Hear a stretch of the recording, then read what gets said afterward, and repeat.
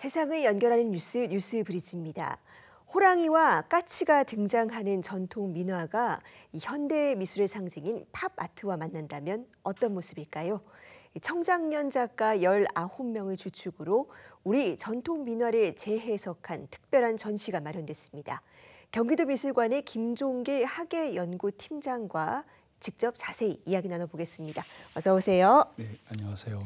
네, 전통과 현대의 또 새로운 만남이 될 것 같은데 이 알고 보면 반할 세계 어떤 전시입니까? 네, 경기도 미술관은 2023년부터 그에 조금 더 특별한 전시를 하나씩 기획하고 있는데요.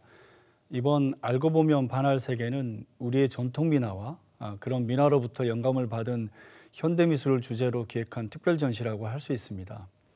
팝 아트라는 장르는 1960, 70년대 이후 영국과 미국에서 유행한 큰 미술의 흐름이었어요. 산업사회와 대중문화의 확산에 따른 문화적 현상이기도 했고요.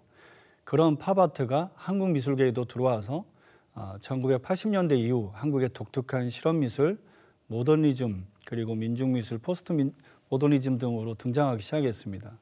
그중에서 경기도 미술관은 민화에 빗대어 주제나 소재를 적극 활용한 K-팝 아트를 비교해보고자 이 전시를 기획하게 되었습니다. 네, 한국의 이 팝아트와 민화를 접목시킨 것이 굉장히 흥미로운 대목인데 어떻게 접목시키고자 하셨습니까? 네, 사실 시대로는 민화와 현대미술의 한 100여 년의 시차가 있고요. 주제나 소재 면에서도 작지 않은 차이가 있긴 하지만 말씀하신 것처럼 서로 다른 것들을 합쳐서 알맞게 조화를 이룬다는 그 접목의 측면에서 보면 이 전시는 한국 팝아트와 민화를 접목시킨 것이 맞다고 볼 수 있습니다. 영국과 미국의 팝아트가 서로 다르듯이 한국 팝아트도 영국, 미국과는 많이 다릅니다. 특히 2000년대 이후에 좀 더 적극적으로 그려지고 만들어졌는데요. 무엇보다 우리 옛그림을 적극적으로 차용하고 또 변형하면서 한국적인 멋을 추구하는 경향이 있다는 것이죠. 또 옛그림 중에서도 민화를 활용한 작품들이 적지 않습니다. 그래서 경기도 미술관은 민화라는 우리의 특별한 옛그림과 한국 팝아트를 한 공간에서 마주하도록 연출했습니다. 그러니까 관람객은 옛그림과 현대미술이 주거니 받거니 하는 방식의 전시를 한 공간에서 볼 수 있는 것입니다. 바로 이런 공간 연출이 접목을 보여주고자 한 미술관의 한 방식이었습니다. 네, 그런데 이 한국 팝아트라고 하면 사실은 상당히 현대적인 예술의 한 갈래인데 또 오히려 낯설어하는 분들도 계실 것 같거든요. 장르적으로 어떤 특성이 있을까요? 네, 1980년대 중반에 처음 등장한 한국 팝아트는 그 시대가 그랬듯이 조금은 정치적인 팝아트의 경향을 가졌습니다. 한국의 사회 현실을 반영한 것이죠. 그러다가 1990년대로 오면 양상이 달라집니다. 그 당시를 생각하시는 분들이라면 서태지와 아이들의 등장으로 대중문화가 크게 바뀌었다는 걸 알 수 있는데요. 한국 팝아트도 그런 대중문화의 속성을 적극 받아들여서 회화, 설치미술 이런 다양한 방식으로 표현하기 시작했습니다. 물론 80년대가 가졌던 사회 비판적인 의식도 좀 남아있긴 했어요. 그러다가 2000년대가 되면 만화나 애니메이션 캐릭터 혹은 헐리우드 영화의 만화 영웅들을 화면에 등장시킵니다. 한국화 기법으로 그린 그림들도 적지 않게 등장하던 시기예요. 이 무렵에 처음 한국 미술계에 한국 팝아트라는 개념이 제시되었습니다. 그렇지만 사실 한국 팝아트에서 민화를 활용한 작품들은 2010년대 이후에 대폭 증가했다고 볼 수 있어요. 이때부터 민화가 대중적으로 인기를 가지기 시작하던 때였거든요. 이렇게 볼 때 한국 팝아트는 형식적으로는 미국적 팝아트에 가깝지만 내용적으로는 우리 현실이나 옛그림을 반영하고 차용한 그림들이라고 볼 수 있습니다. 네, 그렇다면 이 한국 팝아트와 민화의 또 장르적인 성격이 다르고 굉장히 또 개성이 넘치는 어떤 영역들인데 이 두 장르를 접목시키면서 중점을 두신 부분 있을까요? 네, 바로 소통이라고 할 수 있습니다. 이들 작업에는 분명히 서로 다른데도 불구하고 통하는 면이 있다고 본 것이죠. 그래서 정리한 것이 이 전시를 세 개의 주제로 구분 지은 것입니다. 첫 번째 주제는 더 나은 현실 세계를 위한 이상항의 염원을 담은 그림들이 많거든요. 꿈의 땅이라고 할 수 있습니다.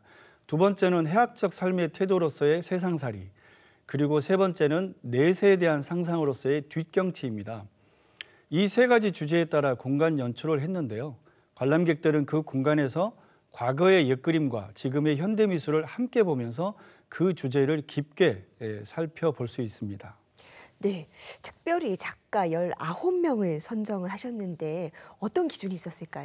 네, 전시가 민화와 케이팝 특별전이라고 했듯이 첫 번째는 우리 옛그림인 민화에 빗대어서 주제와 형식 그리고 여러 가지 측면에서 비교할 만한 내용을 가지고 있는가였고요. 둘째는 대중에게 이미 많이 공개된 바 없는 작품이어야 한다는 것이었습니다. 왜냐하면 하나의 전시를 만든다는 것은 그 전시의 신선도가 새로운 작품을 많이 발굴하는 데 있거든요. 그런 측면에서 민화 작품도 다소 덜 알려진 작품, 관람객의 호기심을 자극할 만한 작품들을 고르고 또 골라서 섭외했습니다. 세 번째는 회화 위주보다는 조각, 설치, 영상으로도 표현된 작품들을 찾는 것이었습니다. 그래야 전시가 좀 더 입체적으로 구성될 수 있거든요. 그렇게 해서 19명의 작가를 섭외하게 된 것입니다. 네, 그렇다면 관람객들이 보시기에 재미있을 만한 또 주목할 만한 작품들이 있을까요? 네, 민화에서는 서포 김만중의 한글 소설 구운몽을 그린 구운몽도가 있어요. 아마 이건 중학교나 고등학교를 다닌 분들은 다 이해할 수 있는데요. 민화로 그린 이 구운몽도는 이야기 그림이어서 팔폭병풍이거든요. 그래서 아마도 TV나 영화를 보는 그런 맛이 있고요. 또 그 금강산도를 그린 민화가 따로 있어요. 아마도 금강산도 하면은 진경산수로 그린 겸재정선의 금강산도를 많이 떠올릴 수 있는데 민화로 그린 금강산도는 봉우리 하나하나가 마치 신령한 영물처럼 그려져 있어요. 아마도 여기에는 일반 백성들이 소망하고 희망했던 뭔가 깊은 것들이 담긴 그림이지 않을까 이렇게 생각을 합니다. 또 현대미술에서는 권영주 작가의 석부작이라는 작품이 있는데요. 많은 관람객들이 재미있어합니다. 왜냐하면 대걸레라든지 빗자루에 시멘트를 바르고 그 위에 살아있는 난을 키우는 거예요. 저희 자원봉사 하시는 분들이 늘 아침마다 물을 줍니다. 난을 키우는 것인데 이런 현대미술에서도 민화적 맛을 느낄 수 있어요. 그리고 김은진 작가의 신의 자리 인산인해라는 작품이 있는데 그야말로 이 그림을 보면 인산인해를 이루고 있는 사람들이 만화 캐릭터처럼 등장하고 있어요. 아크릴 물감 외에도 이 작품의 형식에는 옛날 가구에나 썼던 자개를 활용한 것이 아주 특별합니다. 그림도 그림이지만 이런 의외의 소재를 쓴 작가들의 작품에서 뭔가 키치적인, 그러니까 값싸고 저급해 보이지만 해학적인 측면을 보는 것이 아주 재미있습니다. 네, 교과서 속에서나 만날 법한 어떤 우리 전통 그림들을 아주 새롭게 해석해 볼 수 있는 기회가 될 것 같은데요. 이 전시를 찾아올 관객들에게 또 도움이 될 만한 어떤 관람 포인트도 있을까요? 네, 우리 옛그림에는 풍자와 해학이 아주 담뿍 담겨져 있습니다. 어쩌면 한국 팝아트의 특성에도 짙게 녹아 있는데 그런 측면에서 풍자와 해학은 두 개를 연결하는 중요한 미학적인 열쇠가 아닐까 싶습니다. 풍자라는 말은 빙에 눌러서 찔러보는 유머라고 할 수 있고요. 해학은 익살스러우면서도 품위가 있는 걸 말해요. 그러니까 현실을 과장하거나 비꼬기도 하는 것이죠. 이번 전시에 출품된 작품들은 그런 해학의 미학이 아주 잘 담겨져 있습니다. 그렇기 때문에 전시를 볼 때 작품마다 그 작품에 숨겨져 있는 해학은 무엇일까라고 생각하면서 보신다면 이 전시를 아주 흥미롭게 관람할 수 있을 것입니다. 네. K-팝 하면 주로 아이돌 음악을 떠올려 왔는데 이런 K-팝도 있습니다. 이 대표적인 서민 예술이었던 우리 전통 민화가 현대 팝 아트와 만나서 새로운 예술의 가능성 넓혀갈 수 있기를 바라겠습니다. 오늘 말씀 잘 들었습니다. 고맙습니다. 고맙습니다.